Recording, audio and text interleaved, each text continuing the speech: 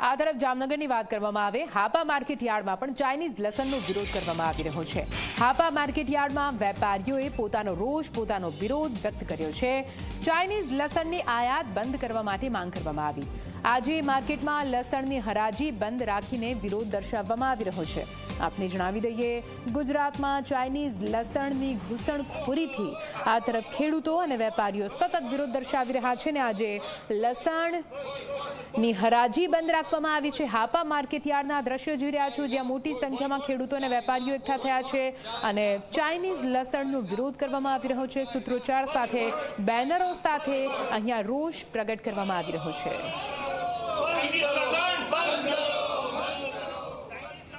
આજ વિશે વધુ માહિતી સાથે સંવાદદાતા દિવેશ લાઈવ જોડાઈ ગયા છે। દિવેશ, ચાઇનીઝ લસણ જે ખૂબ જ હાનિકારક છે સ્વાસ્થ્ય માટે, તેની આવક ગુજરાતમાં નોંધાઈ છે। જો કે ચાઇનીઝ લસણનું નામ સાંભળતાની સાથે વેપારીઓ અને ખેડૂતોએ ભારોભાર વિરોધ વ્યક્ત કર્યો છે। આજે તો હરાજી પણ લસણની બંધ કરવામાં આવી છે। આપ જ્યાં ઉપસ્થિત છો ત્યાંથી કયા પ્રકારના દ્રશ્યો?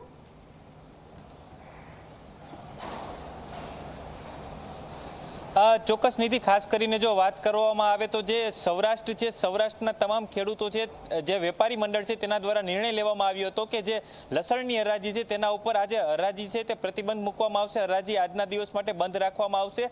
ખાસ કરીને વાત કરવામાં આવે તો જે પ્રતિબંધિત લસણ છે કે જે સ્વાસ્થ્ય માટે ખૂબ જ હાનિકારક છે, તે 30 કટ્ટા લસણ છે તે ગોંડલના યાર્ડમાં ઘૂસ્યું હતું। ત્યારબાદ જે યાર્ડ છે તેના ધ્યાનમાં આવતા તેના દ્વારા નિર્ણય છે તે લેવામાં આવ્યો છે। ત્યારે મારી સાથે યાર્ડના ડિરેક્ટર છે અતુલભાઈ, આપણે તેના સાથે વાત કરીશું। અતુલભાઈ, આજે સૌરાષ્ટ્રભરમાં જે લસણની આવક છે તેના ઉપર બંધ રાખવામાં આવી છે, હરાજી બંધ રાખવામાં આવી છે, શું વિગત છે? આમ જોઈએ તો ચાઇનીઝ જે પ્રતિબંધિત લસણ છે એને અફઘાનિસ્તાન વાયા કરી અને દેશમાં ઘુસાડવામાં આવ્યું હોય। 2-3 દિવસ પહેલાં ગોંડલમાં માર્કેટિંગ યાર્ડમાં 30 કટ્ટા વેચાણ માટે મોકલેલ, પણ ત્યાંના કર્મચારીઓ અને ચેરમેનના ધ્યાનમાં આવતા વેચાણ થવા દીધેલ નથી। એના વિરોધમાં આજે દેશના તમામ વેપારીઓએ એવું નક્કી કરેલ કે આજના દિવસે બંધ રાખી અને સરકાર સુધી આપણી વાત પહોંચાડી કે આપણા દેશના ખેડૂતો જે લસણનું ઉત્પાદન કરે છે એની સામે ચાઇનાથી જે લસણ આવે છે ગુણવત્તા અને ભાવની દ્રષ્ટિએ પણ ઘણો એમાં તફાવત હોય છે। આપણા દેશના લસણમાં જે સુગંધ આવે છે એ લસણમાં સુગંધ નથી આવતી, એની સામે એમાં વાયરસયુક્ત લસણ આવતું એવા પણ સમાચાર મળી રહ્યા છે। તો એ લસણનો વિરોધ કરવા માટે થઈ દેશવ્યાપી જ્યારે આજ એક દિવસ બંધ રાખ્યું એના અનુસંધાને રાજકોટ યાર્ડ સહિત સૌરાષ્ટ્રના તમામ માર્કેટિંગ યાર્ડોમાં આજે વેપારથી દૂર રહી અને માર્કેટિંગ યાર્ડમાં લસણનું વેચાણ ન કરી અને અમે એની સાથે સમર્થનમાં જોડાયા છીએ। ત્યારે આવા જે તત્વો છે જે વાયા અફઘાનિસ્તાન થઈ અને લસણ લાવે છે એને સરકાર સામે અમે એક વિનંતી કરી રહ્યા છીએ કે આ લોકોને પકડી લેવા જોઈએ। 30 કટ્ટા લસણ આવ્યું એનો મતલબ એવો છે કે દેશમાં લસણ મોટા પ્રમાણમાં જથ્થો આવી ગયેલ છે, તો આવો જથ્થો ક્યાં રાખેલ છે એની તપાસ થવી જોઈએ અને આની સાથે જે સંકળાયેલા છે, જે સંડોવાયેલા છે એને તાત્કાલિક પકડી અને જે આપણા દેશના ખેડૂતોને અત્યારે યોગ્ય ભાવ મળે છે એની સામે જે આ તત્વો લસણ ઘુસાડી રહ્યા છે એની સામે પગલાં લેવા જોઈએ। અતુલભાઈ, ખાસ કરીને લસણ જે આપણે ત્યાં ઉત્પાદન થતું હોય છે અને જે પ્રતિબંધિત લસણ છે, લોકો કેમ પારખી શકે કે આ પ્રતિબંધિત લસણ છે અને પ્રતિબંધિત લસણથી કયા પ્રકારના રોગો થઈ શકે? આમ જોઈએ તો આપણા દેશમાં જે ઉત્પાદન થાય છે, ખાસ કરીને સૌરાષ્ટ્ર અને ગુજરાતમાં જે લસણનું ઉત્પાદન થાય છે એકદમ સાઇઝ મીડિયમ સાઇઝ, નાની સાઇઝ હોય છે, એકદમ વ્હાઇટ કલર અને સુગંધિત લસણ હોય છે।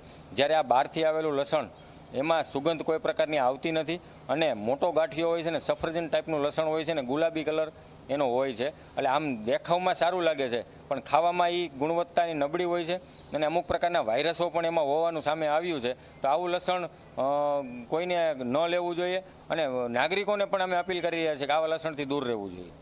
ચોક્કસ નિધિ, હું તમને દ્રશ્ય બતાવીશ કે જે આપણે ભારતમાં અને ખાસ સૌરાષ્ટ્રમાં જે લસણનું ઉત્પાદન થતું હોય છે તે સાઇઝમાં આ પ્રકારનું હોય છે। તેના જે આ જે દાણા હોય છે તે પણ નાની સાઇઝના હોય છે, તેનો કલર છે તે સફેદ હોય છે। જ્યારે પ્રતિબંધિત લસણની વાત કરવામાં આવે તો તે સાઇઝમાં ખૂબ જ મોટું હોય છે, સફરજન જેવડી તેની સાઇઝ હોય છે અને તેનો કલર હોય છે તે પણ ગુલાબી કલર ઉપર હોય છે અને તેમાં એક પણ પ્રકારની સુગંધ છે તે આવતી નથી। જે પ્રતિબંધિત લસણ છે તે ખાવાથી પેટની અનેક પ્રકારની બીમારીઓ છે તે થતી હોય છે, કેન્સર જેવી પણ બીમારીઓ છે તે થતી હોય છે। અને ખાસ કરીને જો વાત કરવામાં આવે તો જે ભારતભરમાં જે ઉત્પાદન થતું લસણ છે તેની કિંમત છે તે 300 રૂપિયાથી લઈને 500 રૂપિયા સુધી કિલો હોય છે, પરંતુ જે પ્રતિબંધિત લસણ છે તે ભારત સૌરાષ્ટ્રના જે લસણની સરખામણીએ વાત કરવામાં આવે તો તે 100 રૂપિયાથી લઈને 200 રૂપિયા સુધીનો હોય છે, પરંતુ આ પ્રકારના જે પ્રતિબંધિત લસણ છે તે ખાવાથી લોકોના આરોગ્ય સાથે ચેડા થાય છે, લોકોને પેટને લગતી બીમારીઓ છે થતી હોય છે, કેન્સર જેવી બીમારીઓ છે તે પણ આ પ્રતિબંધિત લસણથી થતી હોય છે. અને ખાસ કરીને વાત કરવામાં આવે તો જે સૌરાષ્ટ્રનું ગોંડલ માર્કેટિંગ યાર્ડ છે કે જ્યાં 30 કટ્ટા જેટલું જે પ્રતિબંધિત લસણ છે તે ઘુસાડવામાં આવ્યું હતું, અને જે યાર્ડના ડિરેક્ટર અતુલભાઈએ જણાવ્યું તે પ્રમાણે ક્યાંક ને ક્યાંક જે આ પ્રતિબંધિત લસણ છે તેનો ભારતમાં ક્યાંક ને ક્યાંક મોટો સ્ટોક રાખવામાં આવ્યો હોય, જે આ સ્ટોક છે તેને હટાવવામાં આવે તે પ્રકારની માંગણી છે તે કરવામાં આવી છે. ને આ પ્રતિબંધિત લસણ જે ઘુસાડવામાં આવ્યું છે તેના વિરોધને લઈને આજે સૌરાષ્ટ્રભરના યાર્ડ છે તેમાં લસણની હરાજી છે તે બંધ રાખવામાં આવી છે. નિધિ, બિલકુલથી પૂરી માહિતી માટે આભાર. તો ચાઇનીઝ લસણને લઈને ભારોભાર વિરોધ પૂરા સૌરાષ્ટ્રમાં વ્યક્ત કરવામાં આવી રહ્યો છે. આ જ રીતે માર્કેટિંગ યાર્ડના વેપારીઓ તેમજ ખેડૂતો આજે લસણની હરાજી બંધ રાખીને વિરોધ પ્રદર્શિત કરી રહ્યા છે, કેમ કે ચાઇનીઝ લસણના ભાવ ખૂબ જ ઓછા હોય છે.